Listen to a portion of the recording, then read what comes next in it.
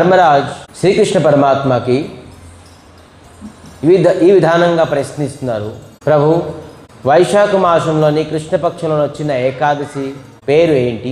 ఈ ఏకాదశి వ్రతం పాటించడం వల్ల లాభం ఏంటి?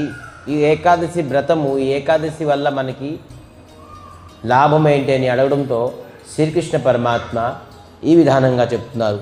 ఎవరైతే రేపు ఏకాదశి వ్రతం పాటిస్తారో వాళ్ళకి గర్గ సంహితలోని మాధుర్య ఖండ చాప్టర్లో 42-43 శ్లోకం ఏం చెప్తుందంటే, ఎవరైతే రేపు ఏకాదశి వ్రతం ఎవరైతే పాటిస్తారో వాళ్ళు తండ్రి తలకు 7 తరాలు తరిస్తారట. రేపు ఏకాదశి తలకు విశేషత్వం చూడండి. 7 తరాలు తరించే తిథి.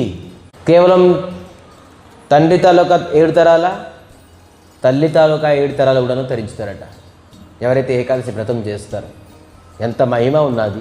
మరి గృహస్థులు సంసారం అయితే వాళ్ళు భార్య తాలూక 7 తరాలు కూడాను తరిస్తారు. అలాగే 21 తరాలు కూడాను తండ్రి తరపున, తల్లి తరపున, భార్య తరపున 21 తరాలు తరించే తిథి ఏకాదశి తిథి. ఇది ప్రత్యేకంగా రాసున్నది గర్గ సంహితలోని. ఈ సంహితలో రాసుకున్నది శ్రీకృష్ణ పరమాత్మ ధర్మరాజుకి విధానంగా చెప్తున్నారు. విను ఇటువంటి ఏకాదశి